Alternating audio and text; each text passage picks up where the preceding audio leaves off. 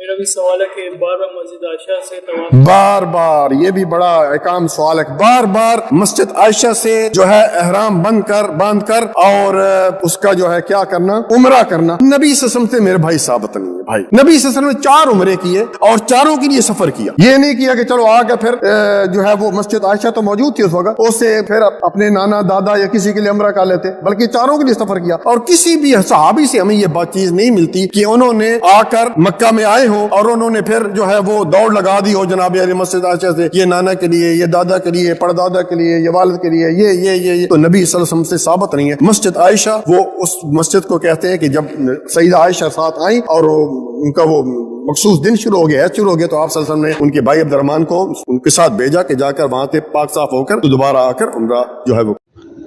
السلام علیکم ورحمۃ اللہ وبرکاتہ۔ گرامی قدر، جو آدمی ہمیشہ مکہ شریف میں رہتے ہیں ان کے لیے تو بار بار عمرہ کرنا کچھ تکلیف ضرور ہے۔ باقی جو لوگ باہر ملک سے، مثلا پاکستان سے، ہندوستان سے صرف 10 دن کے لیے مکہ شریف آتے ہیں، ان کو رکھتے بھی مکہ شریف میں 8 دن ہیں، کبھی 5 دن ہیں، زیادہ سے زیادہ 10 دن لگتے ہیں۔ وہ بیچارے بڑا خرچہ کر کے آتے ہیں، پھر ان کا دل چاہتا ہے کہ ہم بار بار عمرہ کریں،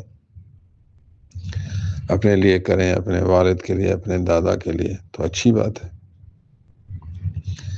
نبی اکرم صلی اللہ علیہ وسلم نے عمرہ کی تعریف کی، عمرہ کرنے کی ترغیب دی، عمرہ کرنے کی فضیلت بیان کی۔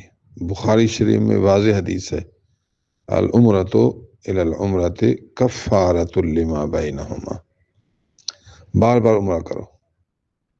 ایک عمرہ کیا، اس کے بعد اگر کچھ خطائیں ہوئی، دوبارہ عمرہ کرو گے تو وہ خطائیں معاف ہو جائیں گی۔